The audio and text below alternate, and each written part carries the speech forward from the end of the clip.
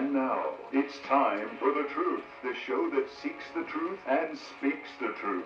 Here's your host, veteran law enforcement officer, patriot, and defender of all things red, white, and blue, Tom Verri.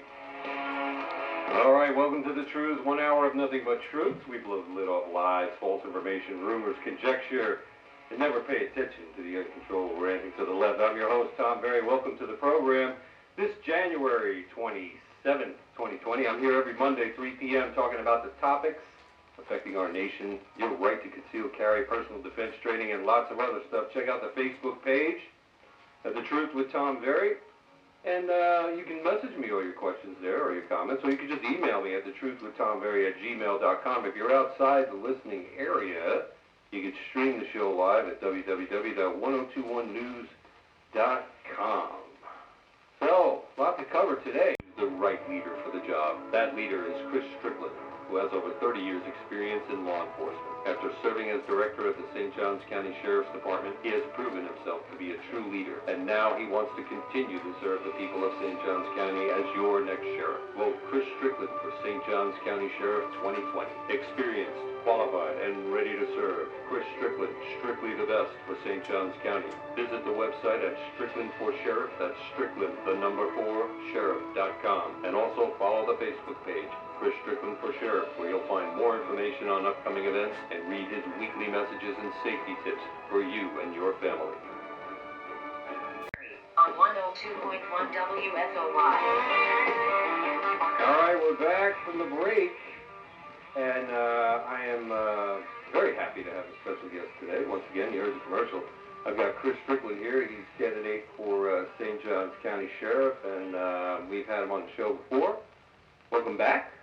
Thank you, Tom. Yeah, good to have you again. Good to be here. Yeah, good. So, quick update. How's the campaign going? It's going well. We've made some good strides here this past month or two, and we're looking forward to what the future holds for us. Good, excellent. I'm going to open up the phone lines. Also, it's 797-1919. That's area code 904 if you're outside the listening area. We'll be taking some questions here. We're going to go and open up the phone lines right now. Call in 904-797-1919 with your questions and comments. So, we had some incident a couple of weeks ago where there's been some allegations. I wanted to talk to you specifically about, body-worn cameras. I know we've touched on this subject before, BWCs as they're commonly referred to, and how they're becoming more and more prevalent throughout law enforcement. I mean, we live in an age now where people, for better or worse, expect almost every event or any of any consequence whatsoever to be captured on some kind of video, whether it's a police officer's body camera or a citizen's cell phone, or cities that have intersection cameras, or what, even your neighbor's doorbell now might be recording at any given time. And people expect when an incident happens, they want to see some kind of video. When it's not available, they tend to get suspicious. This is the world we live in now. What are your thoughts on these BWCs? And I know you've come out already publicly and said that you're in support of them. But given this latest incident, with allegations of excessive force on the part of some of the deputies here locally, what's your thoughts on all this? Tom, I think the cameras are mutually beneficial to the officer and to the public. That's something that, and don't get me wrong, they don't provide an entire snapshot of the incident that took place. Right. But they have very valuable information as to what exactly happened during some of the encounter. Right. So, I don't see any issue with having them. I think the deputies would welcome them also. I believe that. I do. I think so too. Like I said, it's mutually beneficial for the public and for the officers. Should there be, their actions result in an internal affairs investigation. Of course, some of the information gleaned from those cameras will be, It gives you a balance, right? Because now, also in this particular case, you have some cell phone video that was recorded by someone at the scene. I don't know if they were connected with the people that were on the traffic stop or whatever. And so without any kind of body camera footage from the sheriff's department, now we have this kind of one-sided view that they're pushing, and this is how these narratives go bad. You see a media outlet get on board with, and they start, almost believing what these other people are saying, and they're showing pictures of.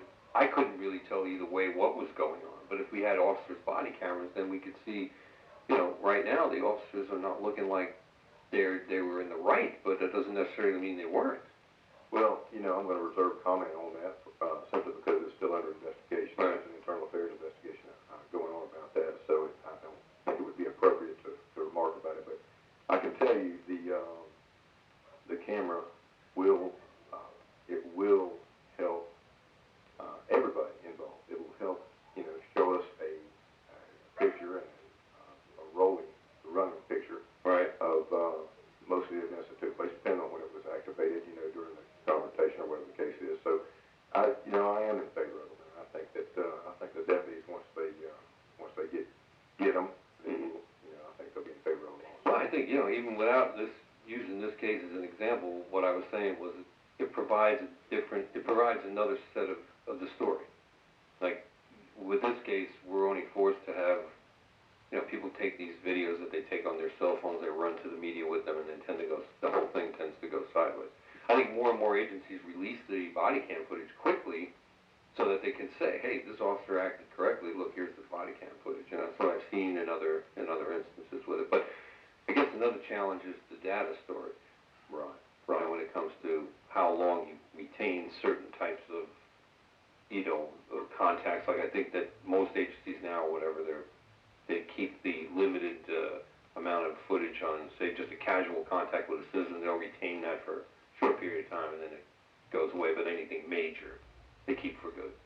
Right, I would imagine so. There's a lot to be reviewed about those, and the process for having it, how they would be admitted into evidence, and we live in a world where folks want to know, especially when law enforcement is involved in a particular incident, the folks want to know as soon as possible what took place and what happened. Right.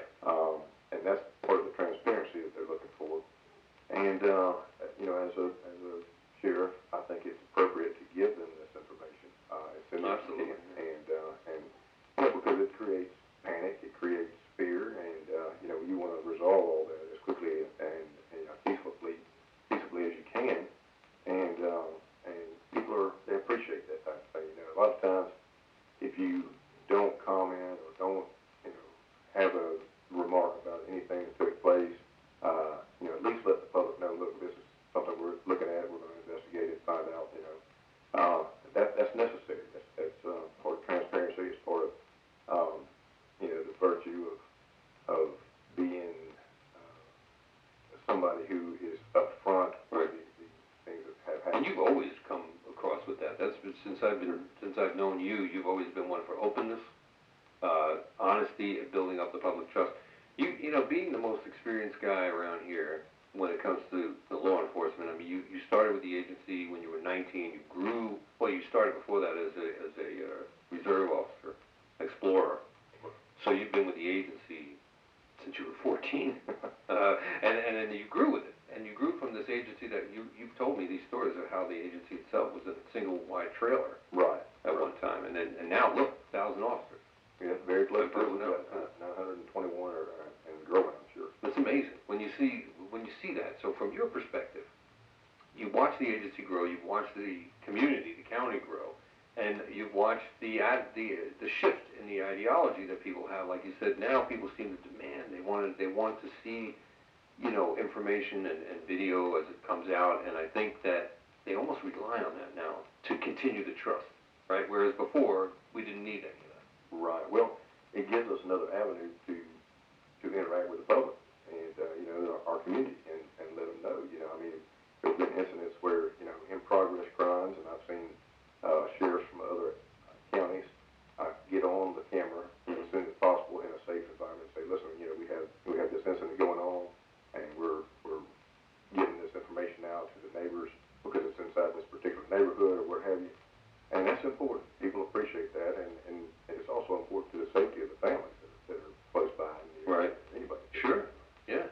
I mean, you being an explorer, you understand those. That is a core example of the type of program that an agency can have in order to build public trust, to interact with the public.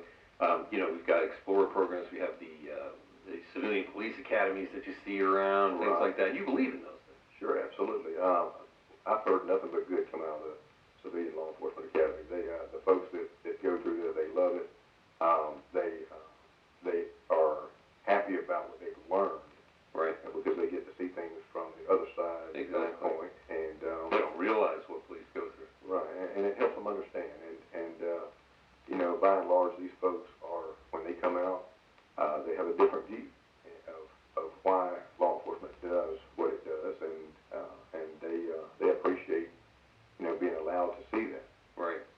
So you would be in favor of continuing and bolstering these kinds of programs that, bring the public trust, to its highest level. Absolutely. When in '83, when I became an explorer, we had, I think there was 9 or 10 of us, and now the explorer unit is up to 50. That's amazing. And it's great for the young folks. It's great for the parents of young folks, because it teaches them, a lot of virtues in life. It teaches them how to act professionally, and the younger you can start a teenager off with that, I think the better. I believe in it wholeheartedly. I do. I think it's a great opportunity for any young teenager to, boy or girl, to experience that and to give back to the community, and also to interact with the police officers who are, for all intents and purposes, role models.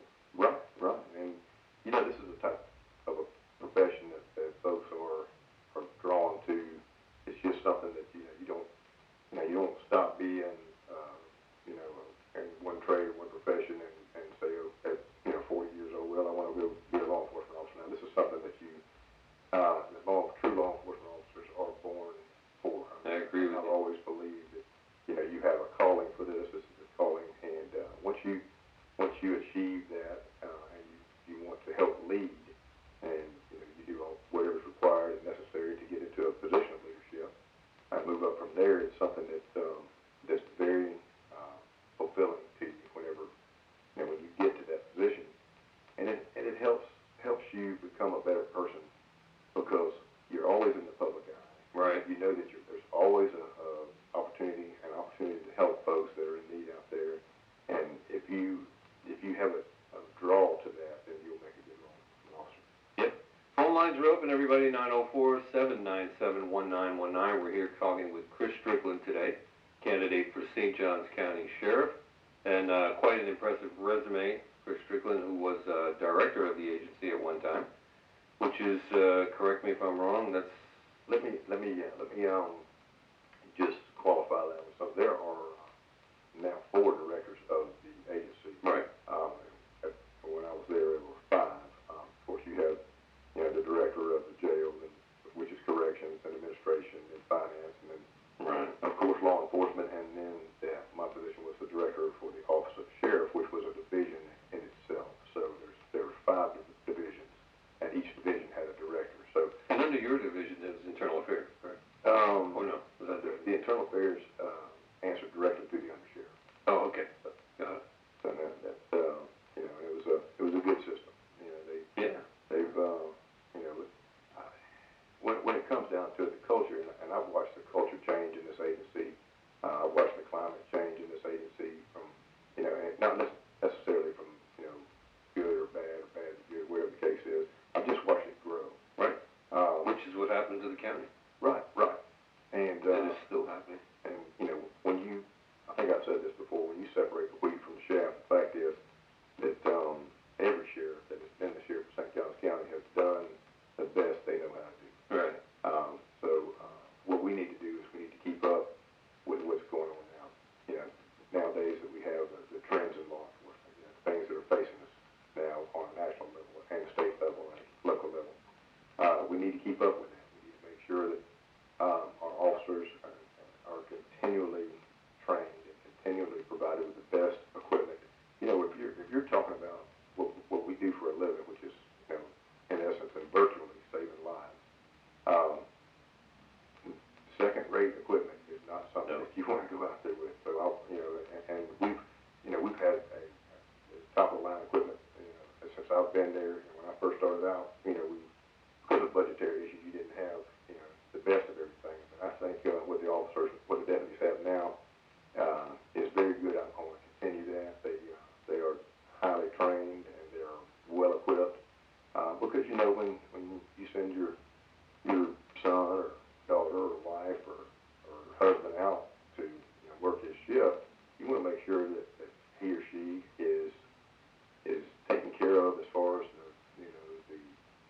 weapons that they need, the protection that they wear, for body armor and things of that nature. You want to make sure that's top of the line stuff because your life depends on it. Absolutely. You know, speaking of that, so when you have to handle situations where, say, you were a trainer, I know that, right? You trained, you basically were, Yes.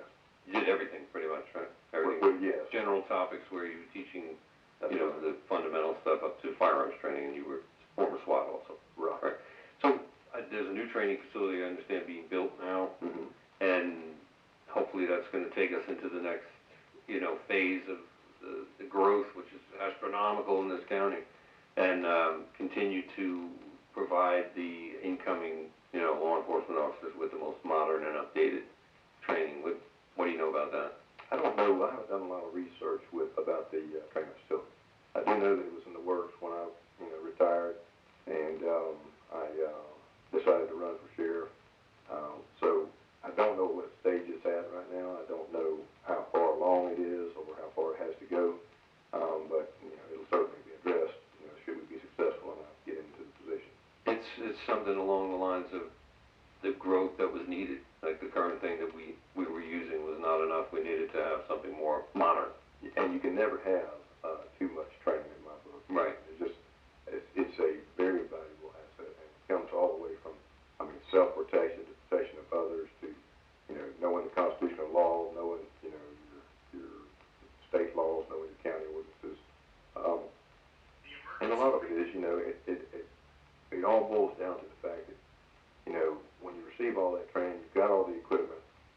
What you want to do next is you want to go out there and you want to treat folks like you would have a member of your family treated if they were in that same Exactly. And for the most part, I think this department has shown that. I've heard many good things about the St. Johns County Sheriff's Department, and being here for now, almost 8 years, I agree. Any contact I've had with any members of the agency has always been, fantastic. It's a good bunch of people. And I think that we need to make sure that we maintain that, and not lose that, because as the growth happens so fast, you could actually, if you're not keeping your hand on the switch, you might not. We're going to take a quick break. Phone lines are open, by the way, 797-1919. Stay with us. I've got Chris Strickland, candidate for sheriff, here in the studio. We'll be right back. You're listening to The Truth with your host, Tom Verri.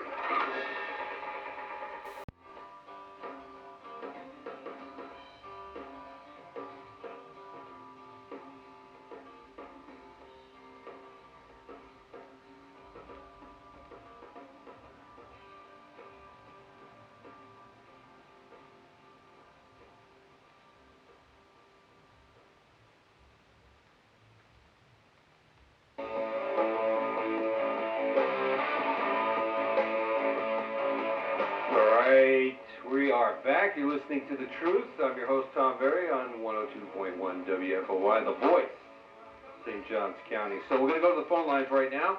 Stand by. Let me see who we have here on line one. Hello, you're on the air. Who am I talking to? Hey, how you doing, sir? Good. How are you? Who's this?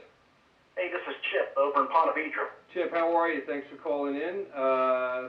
We've got Chris here on the line with us, too. Go right ahead and ask your question. Hey, that's great. I've been seeing his name around and seeing that he's been attending some events, but I haven't had a chance to get a word to him. Mr. Strickland, I was just curious. Along A1A, out here where we live, we have like a lot of speeders, and with the growth from Jacksonville and then Nocatee really pushing over towards us. Mm-hmm. And I see some of the deputies like in the parking lots. They look busy. They're not like they're not doing their job, but do you have any interest in pushing forward to maybe increasing, the manpower for that area to kind of give more service to us, or how I don't know what the budget is or how that works, but could you give me a little insight on how that's going to play out for the future? Sure. Of course, the deputies that work the sector and the zone or whatever, what have you, should be monitoring that, and they obviously will be. But there's a supplemental traffic unit that we can use up there if we are developing a problem in an area, or if we receive complaints about a specific area that it's really getting more than what the general zone deputy or sector deputy can attend to while he's answering in progress calls, then we can send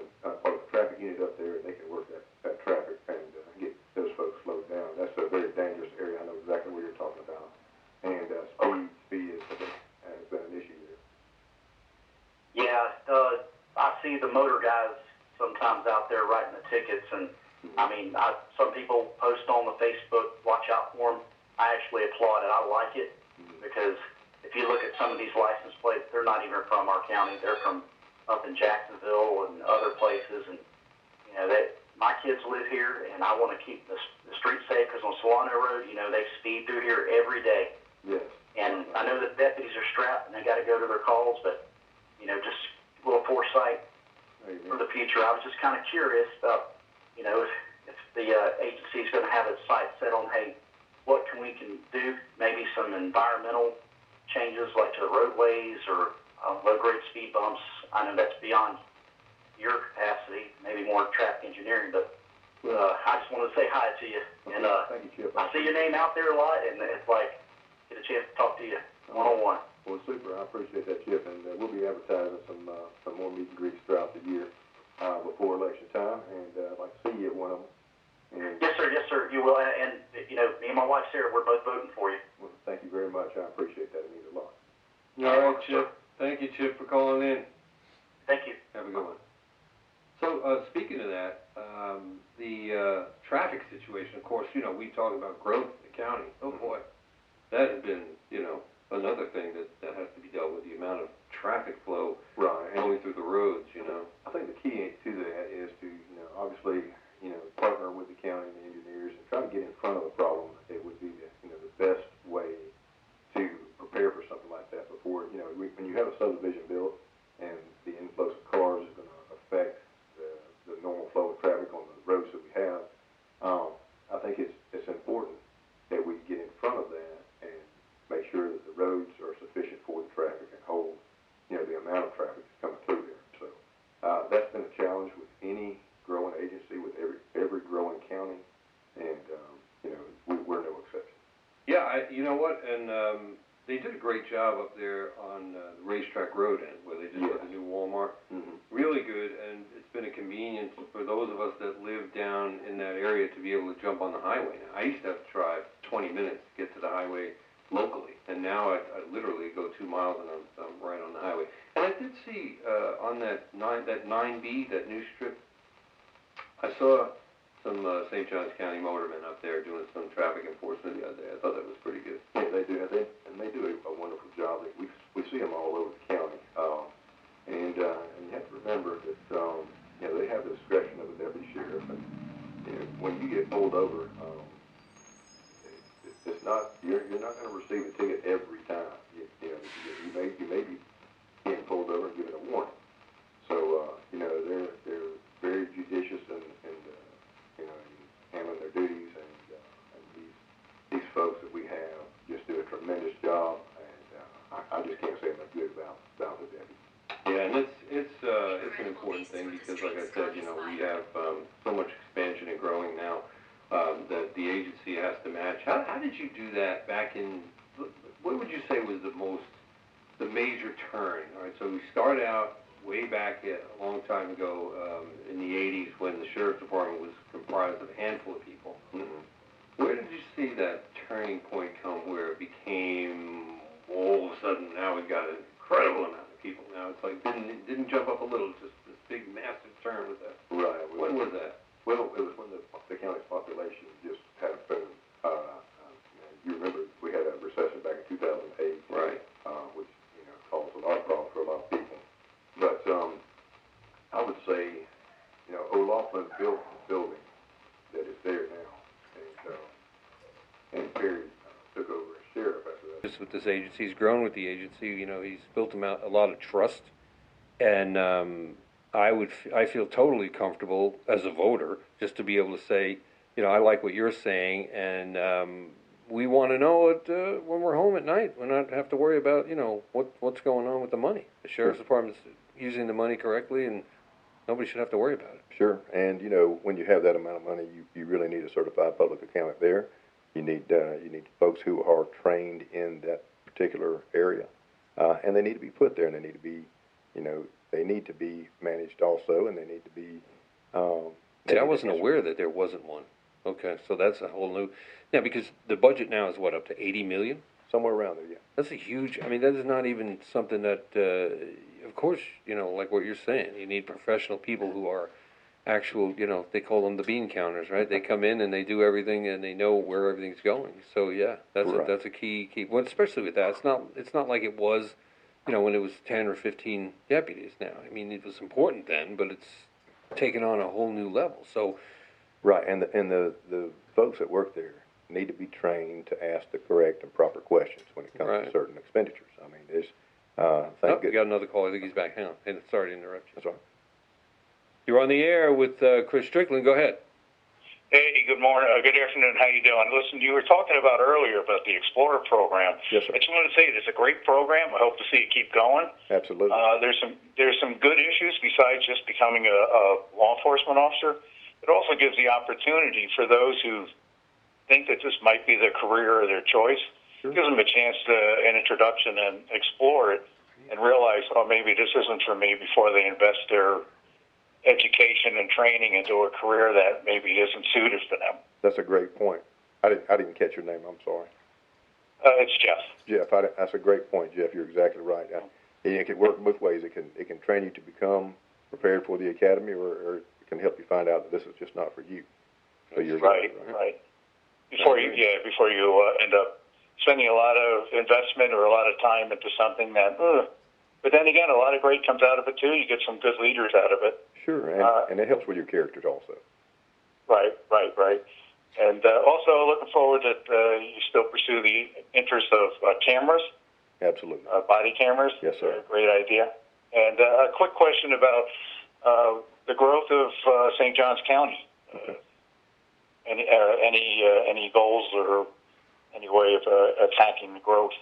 Well, we want, like I mentioned earlier, that we want to stay in front of the growth, in front of the issue, so that we don't have to play catch up. When if we see, the best way, the best predictor of the future is what's happened in the past.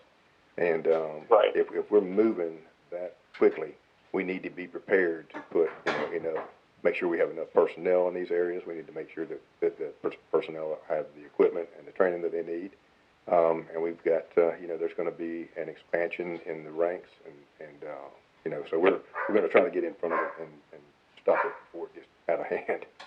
Jeff, thank you for your phone call. I appreciate it. Sounds like you got a handle on it. Thank you so much. I'm sorry if I missed that earlier. I was running in and out of meetings, and I might have missed that. Thank you. Thank you, Jeff. Have a good night. Okay.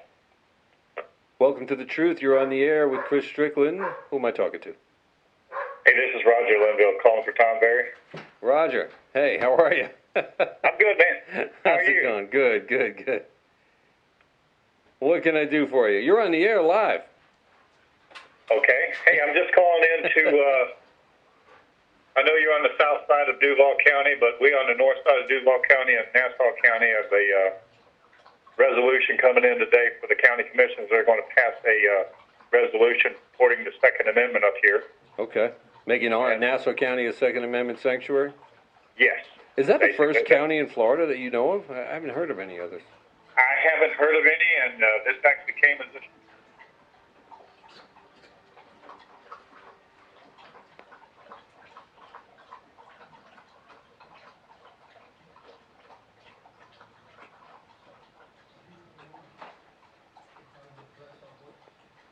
But word on the airway or the end, wherever you want to call it out there, there's going to be a lot of opposition here tonight, and I'm really sorry to hear that.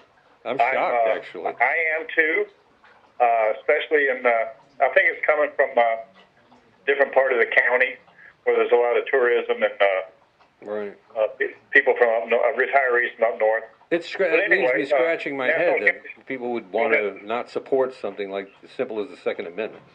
I can't believe it either, especially with.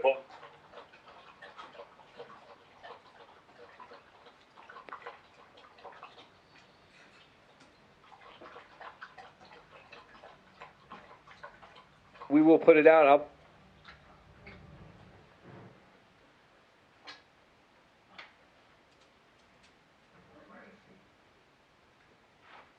Yeah, please do. Let's stay in the fight. Go Second Amendment. Yes. God bless Thanks, America. All right, talk to you later. Bye.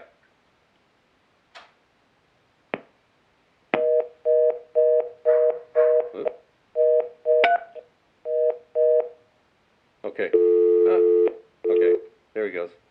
I'm not. Okay. Phone switch is not my strong point. Anyway, well, listen, I want to thank you for coming on the show again, and you're certainly welcome to come back anytime you want. The invitation's always here. Okay. You know, we love to hear from you and your vision for the county. Sure. And of course, this is Chris Strickland, candidate for St. Johns County Sheriff. You can go to his web page. That's Strickland, the number 4, sheriff.com. Also, Facebook, that's Chris Strickland for Sheriff. You can like the page, and you can receive the weekly safety messages, which are awesome, by the way. And check him out, and there's plenty of information on the candidate. Again, the election is, the primary is in August of 2020, August 18th, right? Yes, that's correct. Make sure you mark your calendar for that. Very important election here in St. Johns County. Chris, I want to thank you for coming in again, and please come back anytime. Thank you, Tom, for having me. I appreciate it. Thank you. Have a good night. We're going to go to a commercial break. Be right back. You're listening to The Truth with your host, Tom Verri.